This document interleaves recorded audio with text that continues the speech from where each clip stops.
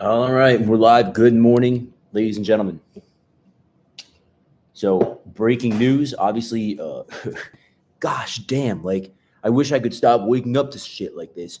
So, obviously, at 6:30 a.m. 6:30 a.m. local time in Israel, Hamas declared war against Israel, and then turn declared war against Hamas. Now, this is actually really this is not like the other times that this has happened so far. Now, essentially, what has transpired until now that we know about is at approximately 0600 Israeli time, Hamas began a rocket barrage into Israel. And during that rocket barrage, that was support for ground troops to move into Israel. Now, we haven't seen this on this scale before. This is a really, really, really big deal. Usually when we see rocket strikes coming into Israel, it's some rockets, the Iron Dome shoots it down. No big deal. But this is time, it's the big deal. It's really because we've seen militant Hamas fighters pouring into Israel on the ground. They are coming in via, what are these things called? Uh, I don't even know what they're called. They're coming in via these motorized uh, parachute things. I don't even remember what the fuck they're called. Guys, I just woke up like 2 hours ago, so I'm still a little like they're being open borders. They're being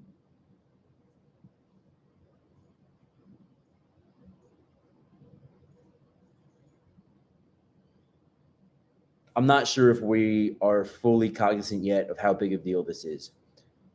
So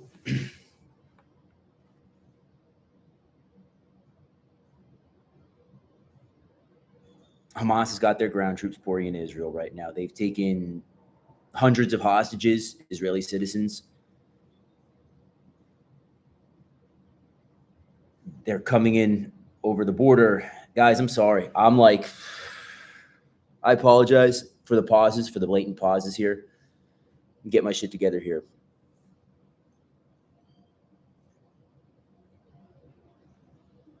Okay. Here's what we know has transpired so far. I'm going to start over. All right. Here we go. 0600 rocket barrages started on Israel. That was cover to support a land incursion across Israeli borders. Hundreds and hundreds of Hamas militants started pouring across the borders of Israel, going into the settlements, killing and capturing Israeli citizens. Right now, from the information that we have, there's hundreds of Israeli hostages now being taken behind Palestinian lines. Israel then, thusly, has come out and declared war against Hamas. We've seen this happen before, and I'm telling you guys, it always happens in October. Legit. Now, what's interesting about this, shall we say, is there's a couple of things going on right now. Number one, it's the 50-year anniversary to the 1973 Yom Kippur War, I believe it was. Number two, and this is what really makes this relevant geopolitically, is Israel and Saudi Arabia have been in peace talks.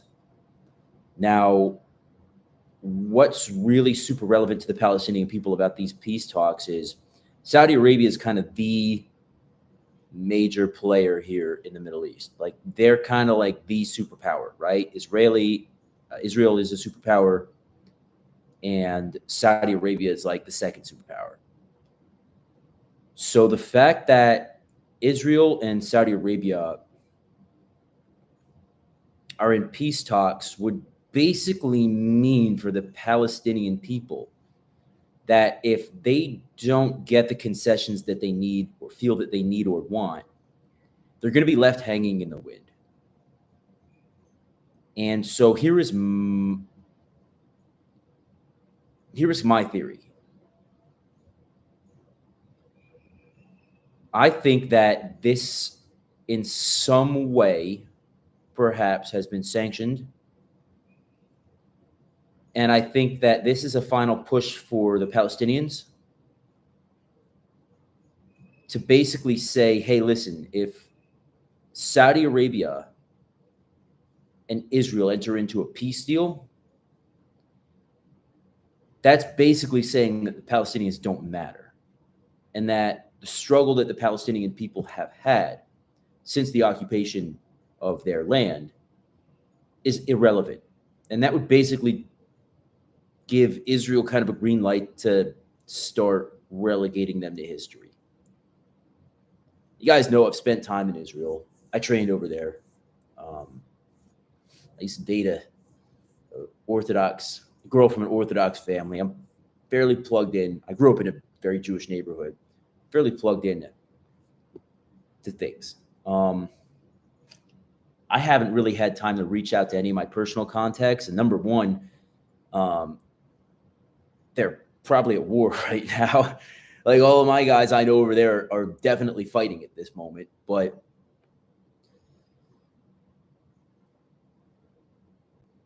basically what this is twofold, in my personal opinion.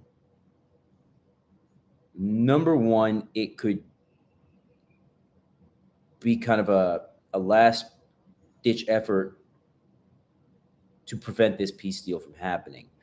But more than likely, what this is, in my personal opinion, is this is going to give Israel a green light to just wipe out the Palestinian people. Just wipe them out. I think Saudi Arabia has got something to do with this. I think maybe this is a backstab. I think maybe that this is just my personal opinion here. Again, I think Saudi Arabia gave them a green light to go ahead and invade, knowing full well that that invasion would not be successful, and this would give Israel the opportunity to just wipe them into the sea. Now, I remember when I was staying at a hotel in Jerusalem, I went up to go use the computer in like their office. You know how like they have, like some hotels have like a little workspace that you can use in like public computers. I went up to go use the public computer. I don't remember why. For some reason, I wasn't getting internet or something. And right on the screensaver, like right on the home screen, you know how you can have like a wallpaper, was the Bible verse about wiping your enemies into the sea. So this is the way that the Israelis feel. And it's also the way that the Palestinians feel about each other. And like you can talk to Israelis and you'll get kind of a one-sided story about like, this is just the way it is, but the people, we like each other. It's no problem. We want the peace. No, it's not the case. Like, they don't want the peace, dude. Like, they want to fucking kill each other. And they both wish that each other weren't existing, and they both want to wipe each other into the sea. Is that the way that like all people feel over there? No, absolutely not. But is that kind of the predominant like way of thinking? Yeah, unfortunately it is. And for most people who have seen any combat over there on either side, they fucking hate each other like savagely. I remember when I was over there, like I was training with some of these high-level IDF guys, and they literally took me like off of where the place of where we were training, and there was like Bedouins. They literally like took me, and in front of the Bedouin people, they're like, look at these motherfuckers.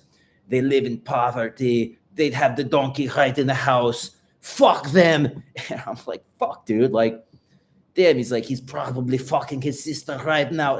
Dude, they fucking hate each other, dude.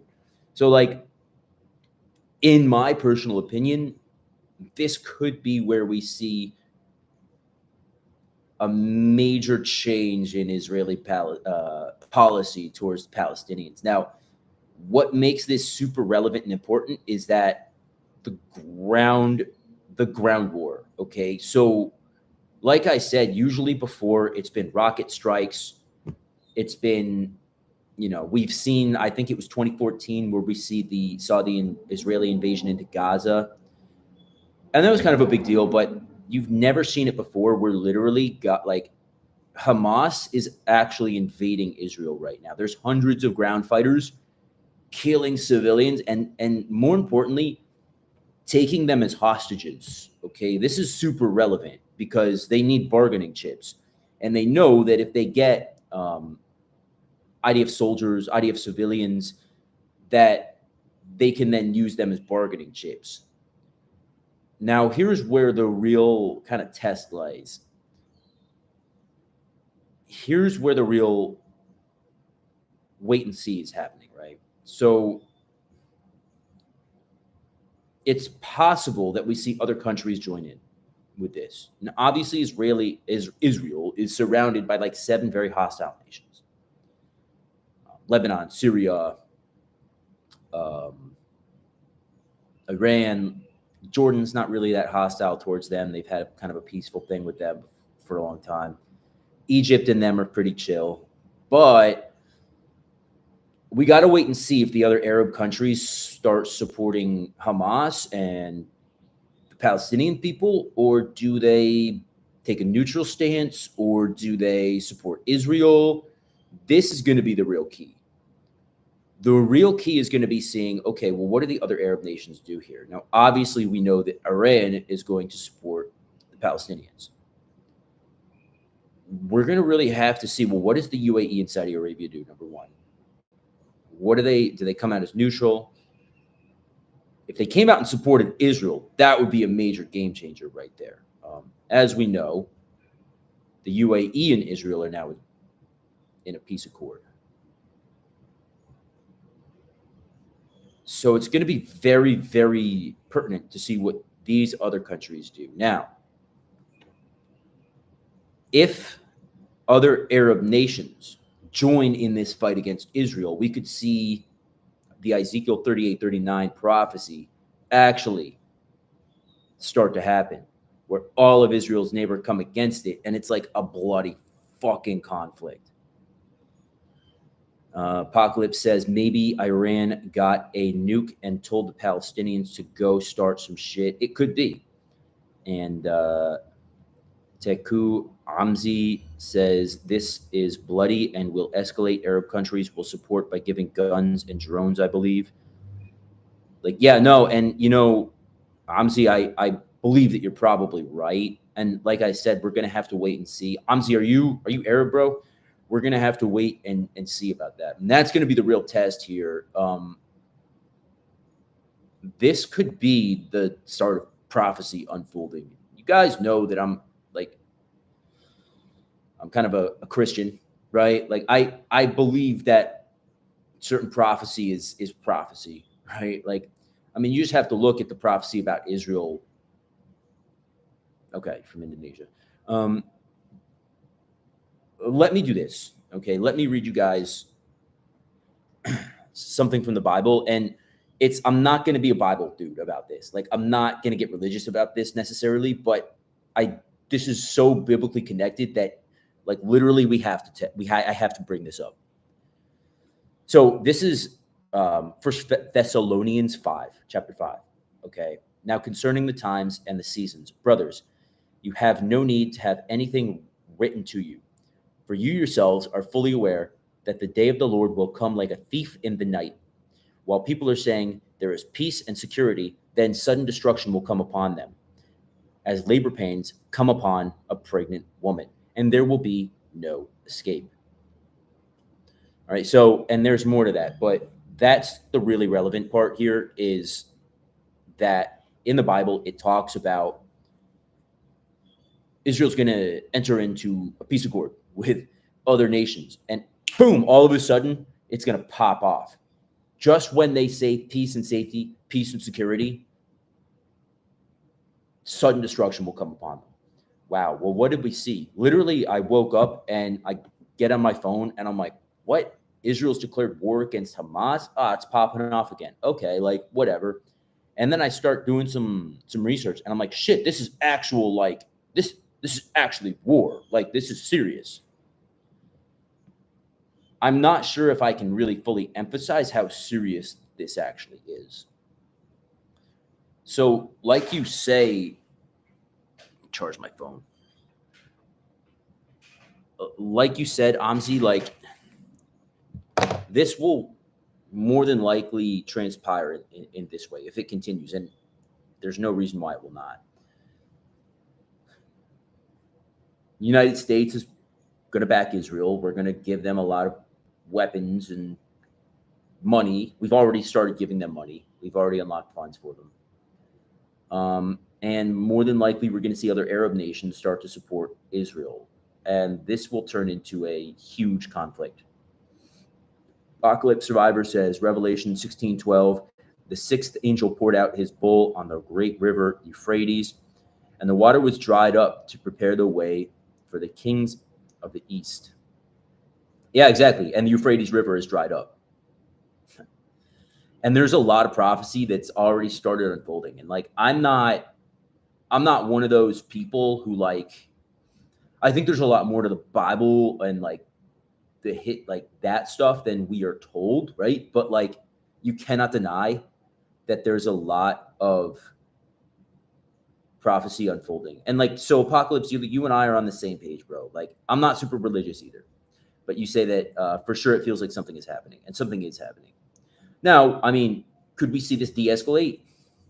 Yeah, I mean, of course. A lot of the times, like, you know, Christians and religious people will get super worked up when this stuff happens, and they'll make a big deal of it and be like, oh, it's prophecy. But like, it seems to me right now that this is a lot different. I mean, you've literally got Hamas fighters paragliding into Israel. And I've seen on Instagram just countless amounts of footage of Israeli citizens, women, reservist soldiers being literally dragged into Gaza. This hasn't happened before. I mean, they are literally just taking anyone they can get and bringing them as hostages. Like, this is Israel's never going to let this go. Israel's going to fucking wipe these people off the map. And I'm not sure what the end game here is for Hamas. Like, do they pretty much realize that the gig is up and it's now or never for them? Is that kind of like what they're thinking, is like, well, fuck, if Saudi Arabia and Israel go into a peace deal, because don't forget, like, Saudi Arabia, like, that's where Mecca is, right? Like, they're the guardians of Islam. That's how they feel. And the Al-Aqsa Mosque, that big gold dome in the middle of Jerusalem, that's like the quintessential famous thing. That's where the Prophet Muhammad was, you know, allegedly ascended into heaven. And that's also where the Israeli temple, the first and second temple allegedly, was built. And that's where they want to rebuild the temple. That's why it's such a contested piece of land, is that the Muslims, that's like one of their holiest places. And the Israelis, that's one of their holiest places, or if not the holiest place. And they're fighting over that. And the Israelis want to essentially demolish that mosque and build their temple on it. And the Arabs, the Muslims will never let that happen. So as prophecy goes, and again, I'm not making this about prophecy, but it's important to discuss, central to this conversation and this conflict. As prophecy goes, Israel, shortly before the end of times, will build that third temple right on that place. And don't think for a second that if Israel really felt like, fuck these people, we can do it, they're going to take that fucking thing down and build their third temple on it. I've been to the Temple Institute, right next to it. And that's where Israel's already got all of its articles for the third temple ready to go. Like the incense burners, the menorahs, the table for the showbread, all of these instruments that they want to put on in the temple, like they're literally already have it ready to go. They've got plans. They can build this freaking third temple in a matter of like days, if not honestly, like 48 hours. It'll be already like pretty much constructed. All they need is to go ahead. And that's coming from the Israeli right, like the really religious Israelis. Certain religious Christians as well want to see that happen. Why do Christians want to happen? So Israelis or Jews think that the Mashiach, the Savior, right? Like Jesus wasn't their Savior. They think he's yet to come, and he's only going to be able to come once this third temple is built.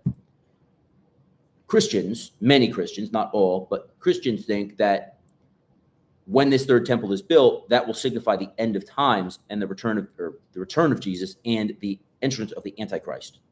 And that will unfold a major prophetic series of events leading to the end of times. So,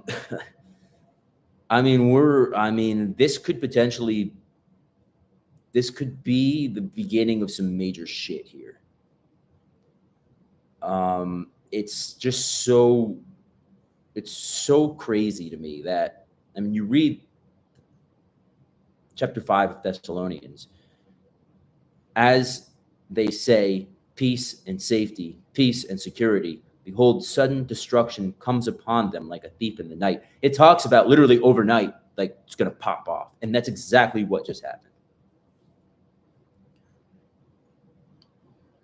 Now, I came out literally 2 days ago and did a video about 2/3 of the earth being wiped out. And I literally, it's so haunting to me. I literally just talked about this 2 days ago, and this exact scenario is what I referenced. And my reference was that if America turned in against ourselves and there was some type of civil conflict here in America and we were unable to support Israel, that all of the surrounding neighbors to Israel would more than likely attack them. And thusly, we would pretty much see 2/3 of the earth wiped out. This is literally, I did this video and this live stream like a day and 2 days ago. Is Islam when the temple is built in there will be placed, the jaw will come to the earth? Yeah, exactly.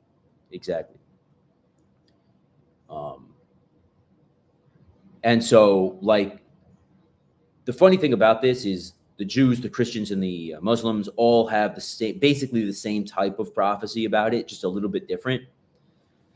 The Muslims and the Christians have a very similar prophecy about what will happen. The Dajjal, according to the Muslims, is the Antichrist according to the Christians. And they basically have like very, very similar things. And that, correct me if I'm wrong, Amzi, but both the Muslims and the Christians believe that Jesus will return to fight the Antichrist or something like that.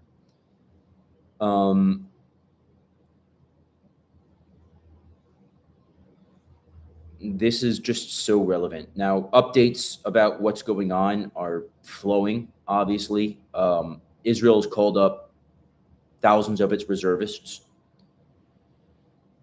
Right now, there's fighting in 22 different areas within Israel.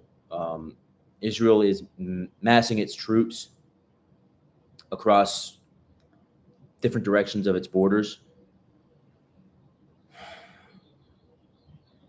They're more than likely at this point a frenzy for intelligence as to where some of these Israeli citizens might be. You're going to definitely see like a lot of raids. We've seen airstrikes hitting Gaza up until now, and this is a developing situation. But last time, and this is coming out of Al Jazeera, and this was a few moments ago, what we know so far, Hamas starts Operation Al-Aqsa Flood. Israel's military says fighting is ongoing at 22 locations near Gaza, Israel divide. At least 198 Palestinians have been killed in air raids on Gaza, while at least 100 Israelis have been killed in the Hamas attacks. Israel says Israeli soldiers and civilians have been taken captive. So this is, obviously there's a lag in the information coming our way, but what I think is funny is, I have several sources here on YouTube for people that I watch, right? Pastor Paul Begley being one. I talked about him yesterday in my live stream. Another guy is, what's his name? Ari Safir, something like that. Neither of these guys have put anything out yet, which I think is interesting. Most of these guys who watch and track, on YouTube at least, who watch and track Israel very closely have been silent so far, which I think is just very interesting.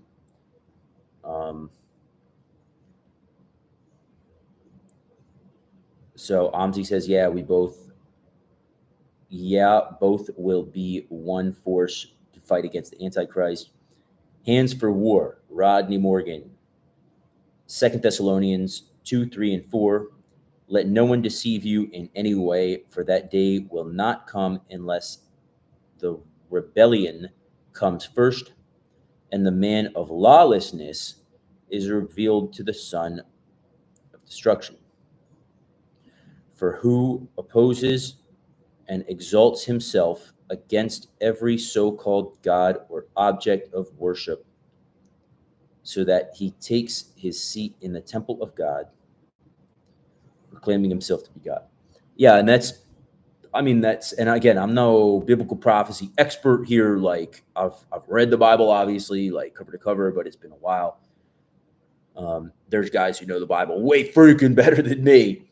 But this is pretty much what we're dealing with is biblical prophecy here. And don't forget that biblical prophecy tells us that shortly before the end of times, Israel will become a nation again. And it says, behold, that generation shall not pass away until all these things be fulfilled. So it's really dangerous because we're dealing with a lot of different sides here who have a lot of different, um, pretty extreme opinions about things. I'm definitely on the right track. We appreciate your contributions, keeping everyone aware. Hey, thank you, bro. I appreciate you guys too, honestly. And here's what I'm asking from you guys is information, credible information that you become aware of. Now, if you're just watching something and you see it on the news, like chances are I'm going to see it too. But if you guys have any inside sources, if you guys have any information that isn't being pushed out there that you think is credible, send me an email, gutterfightingsecrets@gmail.com. That's gutterfightingsecrets@gmail.com. Any information that you guys have that's pertinent and credible, hey, please send it my way, because what I'm going to be doing here is tracking the situation pretty fucking closely. And I'm going to be pushing it out, and I'm going to be going live kind of a lot. And I'm also just going to be pushing out videos because this is highly relevant, highly important. And I don't think that many Americans understand right now kind of how serious this really is for geopolitics. But like I said, we're going to have to wait and see what the Arab nations surrounding Israel, how they respond. Will Lebanon join with Hamas? Will Syria join with Hamas? Will Iran do anything? This has to be waited upon to see. Because if you start to see other Arab nations join in the fight against Israel, well, this could be extremely serious. Israel's not going to mess around here, guys. Like I said, I know Israelis, okay? I know how they think, and I know how they operate, and they're going to crush these people. Like, it's going to be major. Hold on a second here. I'm getting some...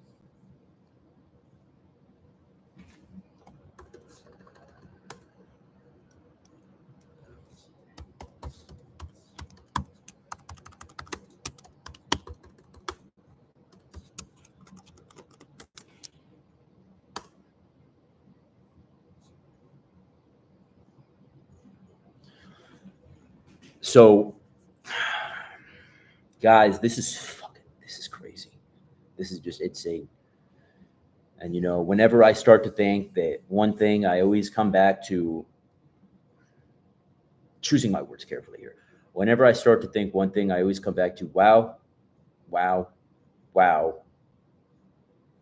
we're living through prophecy unfolding. Whether you're a believer or not, you can't deny that. So that's where we kind of lay right now. We're going to have to wait and see. And like I said, I'm going to be pushing out relevant updates as I get them. I'll be making videos. I'll be going live as much as possible. I know that eventually other analysts and other guys who track the Middle East here on YouTube, who do it way more than me and know way more than me, will be starting to push things out. Information is going to be flooding out. Use your discernment. You'll know what feels right to you. But it's gonna be crazy, guys. I mean, we saw when this happened in Ukraine. Um, this is going to really affect things. Now, something that I do find interesting is you guys know that I'm in finance. I track the markets fairly closely. Traders, stock market traders, have been coming out and saying that they thought on Friday that there was some unusual activity, that maybe people were aware of this ahead of time, perhaps. Maybe major financial institutions were aware of this ahead of time, perhaps. I don't know about that, because to me, from the information I received, it seems like this was a major surprise to even Israel's security forces. Now, obviously, they've got some of the better intelligence services in the world. They have to. So they possibly knew that this might occur. I don't think they necessarily. I think they were caught off guard pretty heavily. Um, but we're gonna have to wait and see. So that's it for now, guys. That's the update. Like I said, any pertinent, relevant information that you guys have, gutterfightingsecrets@gmail.com. Push it out to me, and I'll push it out to the masses. And hang on to your seats, boys and girls, because this is going to get interesting. This is going to get very interesting.